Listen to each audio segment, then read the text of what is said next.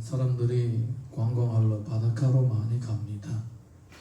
바닷가에 갈 때에, 바닷가에 가서 관광을 할 때에 많이 눈에 띄는 것이 있는데, 많이 눈에 띄는 사람들이 만든 구조물이 있는데 바로 등대입니다. 등대. 지금은 배라든가 또 이런 바다에 항해하는 어선 여러 가지 이런 도구들은 레이더라든가 GPS 이런 것을 통하여 위치를 따라서 다니지만 옛날에는 바닷길을 암초에 부딪히지 않기 위해서는 곳곳마다 등대를 세웠습니다. 등대가 있어서 그 등대의 불빛을 보고 배가 가야 할 길을 선택을 했던 것입니다. 그 등대가 없으면 캄캄한 밤바다에 배가 가다가 암초에 걸릴 수가 있기 때문에 반드시 등대가 필요했습니다. 그래서 이렇게 반도, 바다가 많은 이 한반도를 보게 되면 바닷가에 가는 곳마다 등대가 있습니다. 다 요즘은 거의 다 관광지로 그렇게 바뀌었지만은 옛날에는 필수적인 없어서는 안 되는 백길을 가르쳐주는 그런 역할을 했었습니다. 성도들은 이 땅에서 사는 동안에 세상의 빛입니다. 할렐루야.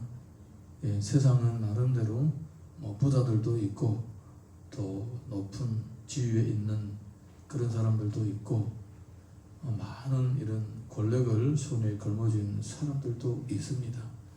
예, 나름대로 성공한 사람들처럼 보이지만은 과연 그들은 자기가 가는 이 길이 옳다라고 생각하고 가는지, 정말 영원토록 후회하지 않고 가고 있는지 누구도 모르는 거예요. 그거는 성경을 보게 되면 하나님의 빛이시고 예수님이 빛이시라고 했습니다. 그러니까 하나님을 모르고 예수님을 믿지 않는 어떤 영혼도 결국은 자기 갈 길을 찾지 못하고 그냥 헤매다가 생을 마감한다는 것입니다. 그런데 그 생을 마감하는데 어떤 사람들이냐, 얼마든지 나라의 총수가 될 수도 있고 대기업의 총수가 될 수도 있고 가장 유식하다고 그렇게 인정받고 존경받는 박식한 사람일 수도 있고, 그리고 또 사회 밑바닥에서 허덕이면서 살아가는 우리와 같은 이런 인생일 수도 있다라는 거예요. 누구도 장담할 수가 없습니다. 이렇게 우리가 특별히 월요일 아침에 출근할 때 보게 되면 전철에 빠글빠글거리는 사람들이 있습니다. 저 사람들이 다 어디로 왔으면 어디로 가는지, 정말 행복을 위하여 행복하게 하루를 달려가고 있는지 누구도 모릅니다. 자기도 모릅니다. 자기도 모릅니다.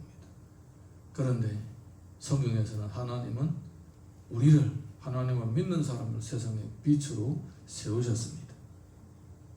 갈 길을 잃어버리고 그냥 맹목적으로 방황하는 사람들, 맹목적으로 열심으로 살아야지, 열심히 살아야지 이렇게 하는 사람들에게 빛의 역할을 하라고 우리를 이 땅에다가 남겨두셨습니다. 자, 우리 본문의 말씀 1절에서 2절 다시 읽어보겠습니다. 시작. 그러므로 우리가 이 직분을 받아 긍휼하심을 입은 대로 낙심하지 아니하고 이에 숨은 부끄러움의 일을 버리고 속임으로 행하지 아니하며 하나님의 말씀을 혼잡하게 하지 아니하고 오직 진리를 나타내므로 하나님 앞에서 각 사람의 양심에 대하여 스스로 추천하노라. 이 복음은 사람의 양심에 대해서 호소합니다. 양심에 대해서 호소합니다. 고대 철학가 소크라테스는 너 자신을 알라 이렇게 얘기를 한 적이 있습니다. 유명한 말입니다. 너 자신을 알라. 양심에 대해서 호소하는 것입니다.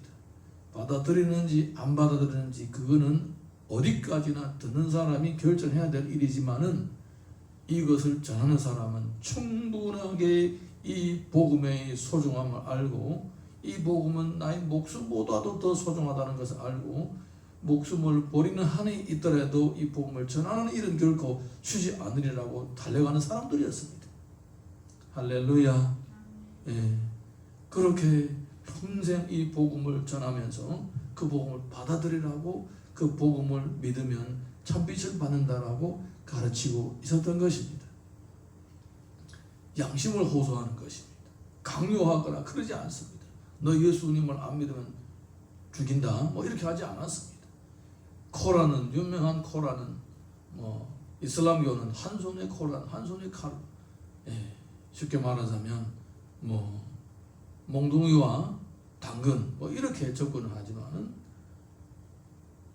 복음은 사람의 양심에 호소하는 것입니다. 자기를 발견하게 만드는 것입니다. 내가 하나님 앞에서 얼마나 어리석고 미련한 인간인지, 얼마나 부족한 존재인지 스스로 자기가 깨우치게 하는 것입니다. 예. 그래서 자신이 깨우치게 되고 복음을 받아들이게 하고 변화를 받고 은혜를 받고 새로워지는 것입니다. 그래서 양심을 호소한다, 이렇게 성경에서 말씀하고 있습니다. 요한복음 10장 보게 되면 이런 기록이 있습니다. 만일 내가 내 아버지의 일을 행하지 아니하거든 나를 믿지 말려니와 내가 행하거든 나를 믿지 아니할지라도 그 일은 믿으라. 그러면 너희가 아버지께서 내 안에 계시고 내가 아버지 안에 있음을 깨달아 알리라 하시니 그들이 다시 예수를 잡고자 하였으나 그 손에서 벗어나 가시니라. 예수님은 사람들에게 복음을 전하실 때에도 얼마나 완곡하게 하신지 모릅니다. 예수님은 12영이나 더 되는 천사를 보내가지고 안 믿으면 다 때려잡겠다라고 할 수도 있는 분이셨습니다. 그렇지만은 이렇게 간곡하게 호소를 합니다. 나를 못 믿겠거든 내가 하는 일을 보고는 믿으라는 것입니다. 나는 육신으로 볼 때는 갈릴리 바닷가에서 이렇게 총구석에서 깡촌에서 태어났고 이런 겉모습을 가졌지만 하나님의 아들이다. 근데 나를 못 믿겠거든 하는 그 말과 하는 그 기적을 보고 믿어라. 이렇게까지도 말씀하시는 거예요. 이렇게까지도. 얼마나 간곡하게 얘기를 합니까? 양심을 호소하는 것입니다. 그러면서 십자가에 못 박혀 죽기까지 하십니다. 할렐루야. 예, 자신이 죽어가시면서 믿으라고 호소를 하는 것입니다. 예, 이게 바로 복음의 특징입니다. 복음의 특징. 마가복음 16장 20절 보게 되면 제자들이 나가 두루 전파할새 주께서 함께 역사하사 그 따르는 표적으로 말씀을 확실히 증언하시리라. 제자들은 예수님보다도 더 초라합니다. 그렇지만 그들은 성령의 능력으로 자기를 의지하지 않고 복음의 능력을 의지해서 나가서 전파했습니다.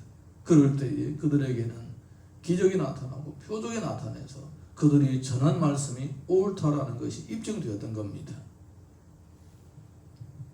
이렇게 복음은 뚜렷한 목표와 목적과 방법을 통하여 사람들에게 전달되었습니다. 지금도 마찬가지입니다. 지금도 이렇게 전해지는 것이 제대로 전해지는 것입니다. 사람의 양심을 향하여 호소하고 양심을 향하여 호소하고 스스로 깨우치게 하고 자신을 알아가고 하나님을 알아가게 하는 것이 바로 복음 전하는 방법입니다. 그래서 사람들은 스스로 자신을 깨우치고 알고 충분히 그 은혜 가운데서 빛을 받아서 또한 자신도 빛을 전하는 사람이 되는 것입니다. 이어서 오늘 본문의 말씀 3절에서 4절 읽습니다. 시작. 만일 우리의 복음이 가려졌으면 망하는 자들에게 가려진 것이라. 그 중에 이 세상의 신이 믿지 아니하는 자들의 마음을 혼미하게 하여 그리스도의 영광의 복음의 광채가 비치지 못하게 함이니 그리스도는 하나님의 형상이니라. 이렇게 간곡하게 하나님의 말씀을 전파하고 심지어 기적과 표적까지도 나타나는데도 불구하고 믿지 않을 경우에는 그것은 세상의 신에 사로잡혔기 때문이라는 것입니다. 이 세상의 신에 사로잡히면 영의 눈이 어두워져서 하나님의 나라를 볼 수가 없는 거예요. 예. 이럴 경우에는 아무리 간곡하게 부탁해도 죽어가면서 피를 철철 흘리면서 당신을 위한 희생이다라고 얘기해도 마음에는 아무런 감동이 없는 거예요. 아무런 감동이 없는 거예요. 그렇지만 성령을 받은 사람들은 이런 모습들 보게 되면 감동을 받습니다. 유명한 사건이 바로 예수님이 십자가에서 못 박히는 현장이었습니다. 처음에는 양쪽에 있는 강도 두 사람이 다 예수님을 비방했습니다. 성경의 기록을 보게 되면 그렇게 되어 있습니다. 처음에는 둘 다 비방했습니다. 그러다가 그 중에 한 명은 주 예수여 당신의 나라가 임할 때 나를 기억하옵소서 마음이 녹아져서 이제 자신이 보이기 시작하는 거예요. 자신에게 예수님이 바로 저분이 죽기까지 하나님의 나라를 전파하는 저분이 저분을 내가 필요하다는 걸 느끼게 되는 거예요. 자기를 발견하게 되는 것입니다. 그리고 옆에 있는 전혀 유대교하고 상관도 없는 성경의 율법도 모르는 이방인 백부장이 보면서 그렇게 고백합니다. 마가복음에 보게 되면 그렇게 고백합니다. 저 사람이 참으로 하나님의 아들이었도다. 이거는 정말 쉽지 않은 고백입니다. 로마 사람들은 황제를 하나님의 아들이라고 보는 거예요. 황제를 하나님의 아들이라고 믿고 있었던 것입니다. 그런데 십자가에 못 박혀 죽으시는 예수님을 보고 저 사람이 참으로 하나님의 아들이었도다. 저 사람이 진짜 황제다 그 말입니다. 할렐루야. 그 입술을 통하여 모든 영광을 예수님께 돌리고 있었습니다. 여러분, 그렇지만은 세상의 신에 사로잡힌 저 사두개인들, 바리새인들, 장로들, 대제사장들, 자기들은 나름대로 하나님을 믿고 영적인 지도자라고 자처하는 사람들은 오히려 세상의 신에 마음이 혼미되어서 구세주를 코앞에다 놔두고도 믿지 않고 심지어 그분을 십자가에다가 못 박기까지 합니다. 이렇게 인간들 중에 무리들 중에 극단적인 차이가 보여지고 있는 것입니다. 세상의 신에 휩싸이게 되면 이렇게 어두워서 마음의 눈이 어두워서 눈에 안 보이기 시작하는 것입니다. 요한복음 1장 4절 5절 보게 되면 그 안에 생명이 있으니 이 생명은 사람들의 빛이라 빛이 어둠에 비치되 어둠이 깨닫지 못하더라. 예수님이 곧 빛이십니다.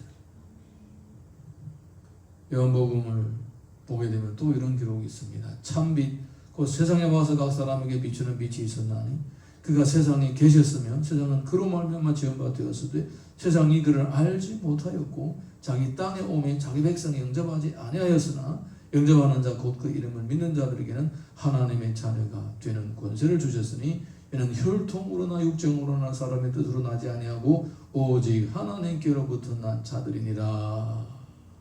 성령에게 사로잡힌 자들에게는 예수님이 보이게 되고 자신이 보이게 되고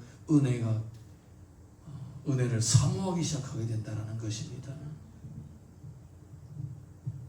그래서 사도 바울은 이렇게 분명히 복음을 전하면 반대하는 자들이 있고 비판하는 자들이 있고 자기 목숨을 노리는 사람들이 있다는 것을 알면서도 이렇게 성령의 감동 받을 사람들을 그렇게 목숨을 걸고 찾고 다녔던 것입니다.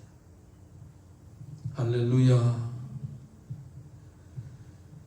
고린도후서 오늘 본문의 말씀 5절에서 6절 읽어봅니다. 시작. 우리는 우리를 전파하는 것이 아니라 오직 그리스도 예수의 주 되신 것과 예수를 위하여 우리가 너희의 종된 것을 전파함이라. 어두운 데에 빛이라 말씀하셨던 그 하나님께서 예수 그리스도의 얼굴에 있는 하나님의 영광에 아는 빛을 우리 마음에 비추셨느니라. 하나님은 그 빛을 우리 마음에 비추셨습니다. 어떤 두려움이라든가 협박에 얽매여 가지고 하는 것이 아니라 양심으로 깨우쳐서 스스로 자원하는 마음으로 주님을 믿고 자원하는 마음으로 은혜를 사모하고 자원하는 마음으로 주의 일에 헌신하게 되었다라는 것입니다. 물론 가끔 있다가 그런 말씀들도 있습니다. 예수님을 안 믿으면 지옥 간다 얘기를 합니다. 왜냐? 그건 협박이 아니라 당연하기 때문입니다. 그리고 주를 믿고 잘 섬기면 은혜를 주시고 복을 주신다. 이렇게 얘기도 합니다. 예. 이 모든 것들은 다 왜 이런 얘기를 하고 있느냐? 양심을 향하여 호소하는 것입니다. 마음의 빛을 받아서 깨달음을 얻고 전인적으로 주님을 믿고 사모하고 사랑하고 섬기게 되는 것입니다. 그런 사람들이 빛이 되는 것입니다. 그런 사람들이. 만약에 어떤 내 인간의 목표와 목적을 달성하기 위하여 예수님을 도구로 활용한다면 그것은 이방 종교와는 전혀 다름이 없습니다. 그것은 곧 세상의 신에는 잡혔으나 기독교의 탈을 쓴 거짓 성도가 되는 것입니다. 사랑하는 성도 여러분, 우리는 신앙생활이라는 것은 주님과의 관계를 의미하는 것입니다. 내가 얼만큼 내 자신을 알고 얼만큼 하나님을 알고 얼마나 하나님이 필요한다는 것을 간절하게 사모하고 깨닫는 그 신명을 얘기하는 것입니다. 예. 이런 사람을 가르쳐 성경에서는 뭐라고 얘기하냐면 일어나라 빛을 발하라 이는 내 빛이 이르렀고 여호와 영광이 내 위에 임하였음이니라. 하나님은 이런 사람에게 빛을 비춰주시고 빛을 다른 사람에게 또 빛이라고 그렇게 말씀을 하시는 것입니다. 마가복음 5장 14절 15절 보게 되면 너희는 세상의 빛이라 산 위에 있는 동네가 숨겨지지 못할 것이요 사람이 등불을 켜서 말 안에 두지 아니하고 등경 위에 두나니 이러므로 집안의 모든 사람에게 비치느니라. 새 언약의 일꾼이 곧 사람을 비추는 빛입니다. 마태복음 4장 16절 보게 되면 흑암에 앉은 백성이 큰 빛을 보았고 사망의 땅과 그늘에 앉은 자들에게 빛이 비치었도다 하였느니라. 예수님 자신이 바로 이 세상의 빛이 되셨습니다. 할렐루야. 그리고 또 에베소서 5장 8절 보게 되면 너희가 전에는 어둠이더니 이제는 주 안에서 빛이라 빛의 자녀들처럼 행하라. 원래는 어둠에 속하였습니다. 세상의 신에 사로잡혀서 살았습니다. 나름대로 인간이 자기 목표와 계획을 세우고 달려갔지만 세상의 신에 잡혀서 그렇게 한 겁니다. 근데 이제는 빛을 받아서 주님 안에서 빛의 자녀로 세워지게 되었습니다. 그러니까 이제는 더 이상 어둠의 방법으로 살면 안 된다는 것입니다. 아멘입니까? 이제는 빛을 따라서 살아야 되는 것입니다. 빌립보서 2장 15절에서 16절 보게 되면 이는 너희가 흠이 없고 순전하여 어그러지고 거스르는 세대 가운데서 하나님의 흠없는 자녀로 세상에서 그들 가운데서 빛들로 나타내며 생명의 말씀을 밝혀 나의 다름질이 헛되지 아니하고 수고도 헛되지 아니하므로 그리스도의 날에 내가 자랑할 것이 있게 하려 함이라. 세상의 빛으로 살아라 이렇게 말씀하고 있습니다. 만약에 세상의 빛으로 살아야 할 사람인 우리 자신이 아직도 세상의 신의 유혹을 받아서 세상의 신에 따르던 삶의 방식대로 살아가고 있다면 그러면 아멘은 사람들 무엇을 보고 예수님을 믿겠느냐 그 말입니다. 그래서 우리는 우리 자신을 위해서뿐만 아니라 다른 주께로 돌아올 영혼들 위해서라도 목숨을 걸고 이 생명의 빛을 나타내야 될 줄 믿습니다. 왜냐? 우리가 빛을 받았고 또 그 빛을 따라 사는 자체가 우리의 행복이기 때문입니다. 오늘도 내가 처해 있는 환경 가운데서 빛을 따라서 삶으로 하나님 앞에 칭찬이 있기를 예수님의 이름으로 축원드립니다. 이 시간 우리 다 같이 찬양 하나 부르고 기도하겠습니다.